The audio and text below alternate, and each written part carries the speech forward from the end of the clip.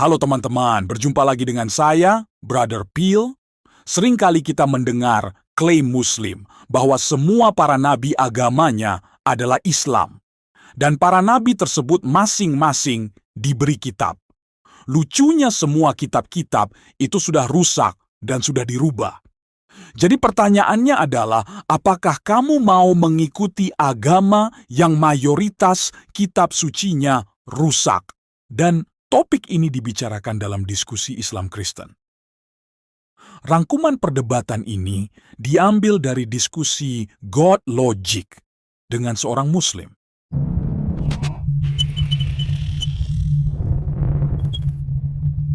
Halo teman-teman Brother Peel, hari ini kita akan melakukan pembahasan mendalam terhadap sebuah argumen teologis yang sangat spesifik dan cukup provokatif.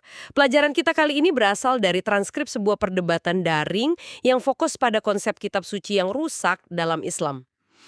Tepat sekali. Misi kita adalah untuk membedah struktur logika dari argumen ini, yang oleh para pembuatnya disebut sebagai argumen korupsi 96%.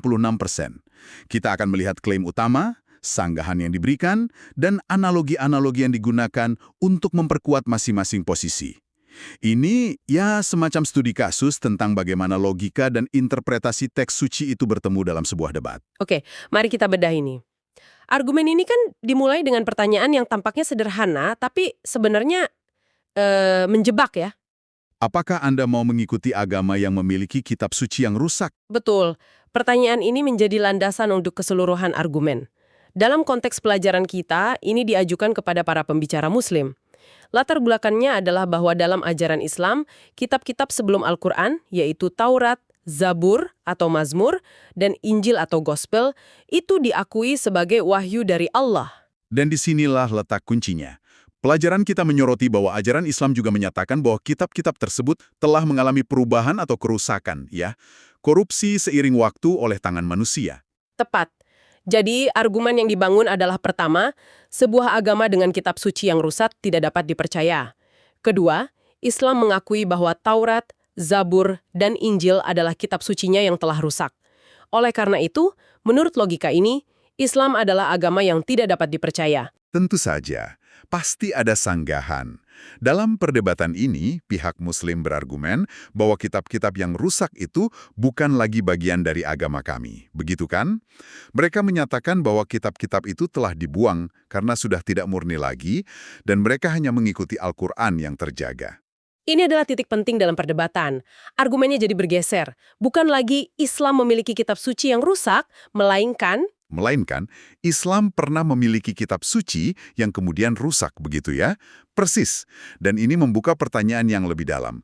Jika kitab-kitab itu diwahyukan oleh Allah sebagai bagian dari agama yang sama, dalam artian penyerahan diri kepada Tuhan, apa bisa mereka sepenuhnya dihapus dari sejarah agama tersebut? Pihak penanya kemudian menekan dengan mengatakan, tapi kitab-kitab itu adalah firman Allah, bukan? Jadi 3 dari 4 kitab utama yang diwahyukan dalam agama Anda telah rusak.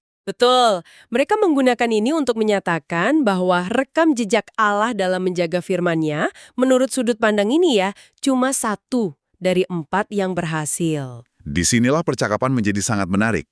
Mereka pakai beberapa analogi untuk memvisualisasikan argumen mereka kan? Benar. Yang pertama itu analogi catatan tempel atau sticky note. Oke, gimana itu? Premisnya adalah Al-Quran dalam surat 7 ayat 157 dikatakan membenarkan apa yang ada pada mereka, yaitu ahli kitab. Oke, nah pertanyaannya gini. Jika saya datang kepada Anda dan berkata, saya membenarkan catatan tempel yang ada padamu. Padahal catatan itu punya 6 baris dan 2 diantaranya salah alias rusak. Apakah saya secara tidak langsung juga membenarkan 2 baris yang salah itu? Wah, ini dilema. Tepat. Pelajaran kita menunjukkan bahwa para pembicara Muslim kesulitan menjawab dilema ini secara langsung. Lalu ada analogi lemparan bebas syak. Ini kedengarannya lucu, tapi pasti tajam juga ya. Sangat tajam. Argumennya, jika Allah berhasil menjaga 1 dari 4 kitabnya, itu seperti Shaquille O'Neal yang hanya berhasil memasukkan 1 dari 4 lemparan bebas. Dan Shaq terkenal sangat buruk dalam lemparan bebas kan? Betul sekali. Lalu pertanyaannya, apakah Anda akan mempercayai Shaq untuk melakukan lemparan bebas penentu kemenangan?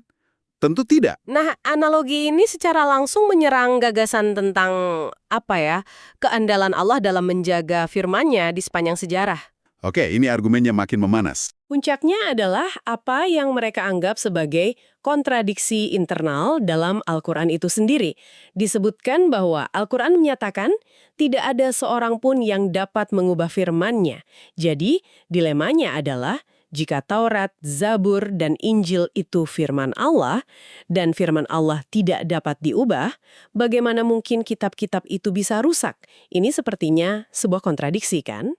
Lalu apa tanggapan mereka? Tanggapan yang terekam dalam pelajaran kita adalah bahwa ayat itu tidak berarti firman-Nya secara fisik tidak dapat diubah. Melainkan, jika manusia mengubahnya, itu adalah dosa. Ini menyoroti perbedaan mendasar dalam interpretasi. Apakah tidak dapat diubah berarti sebuah kemustahilan absolut atau sebuah larangan ilahi? Ini soal penafsiran, ya. Poin terakhir yang diangkat adalah tentang klaim bahwa Nabi Muhammad disebutkan dalam Taurat dan Injil.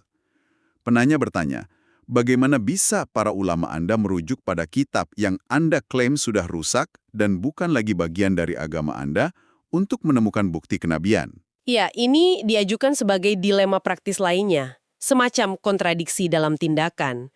Anda tidak bisa bilang sebuah sumber itu tidak valid, tapi di saat yang sama memakainya untuk membuktikan poin terpenting Anda. Jadi, apa arti semua ini? Kita telah membedah sebuah argumen teologis yang sangat terstruktur, yang dirancang untuk menciptakan dilema logis bagi lawan bicaranya, dengan menggunakan premis-premis dari keyakinan mereka sendiri. Intinya, perdebatan ini berpusat pada beberapa pertanyaan kunci. Pertama, apa yang mendefinisikan kitab suci sebuah agama? Kedua, sejauh mana wahyu masa lalu tetap relevan setelah wahyu baru datang? Dan ketiga, bagaimana seharusnya sebuah teks yang menyatakan tidak ada yang dapat mengubah firman-Nya ditafsirkan ketika sejarah menunjukkan adanya perubahan pada teks-teks suci sebelumnya. Ini meninggalkan Anda dengan sebuah pertanyaan untuk direnungkan. Bagaimana sebuah sistem kepercayaan menavigasi antara menghormati wahyu masa lalu sambil pada saat yang sama menyatakan superioritas dan kemurnian wahyu yang terakhir? Ini adalah ketegangan yang saya rasa ada di jantung banyak tradisi agama. Terima kasih sudah menyaksikan. Tuhan Yesus memberkati. Yang mau dukung channel Pil Pahit, silakan scan QR Code ini atau klik link di kolom komentar. Terima kasih.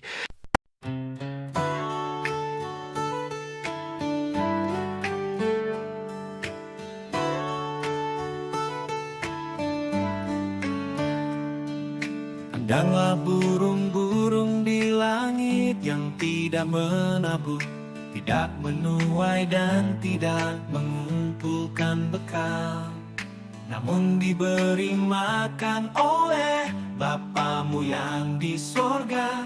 Bukankah kamu jauh melebihi burung-burung itu? Sebab itu janganlah kamu khawatir akan hari besok, karena hari besok mempunyai kesusahannya sendiri. Kesusahan sehari cukuplah untuk sehari. Cukuplah untuk sehari.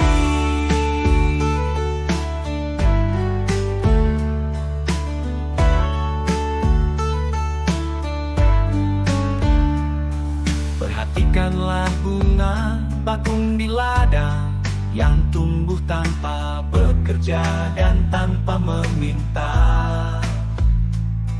Jika demikian Tuhan mendandani rumput di ladang, tidakkah Ia akan terlebih lagi mendandani kamu? Sebab itu janganlah kamu khawatir akan hari besok, karena hari besok mempunyai kesusahannya sendiri. Kesusahan sehari cukuplah untuk sehari. Cukuplah untuk sehari.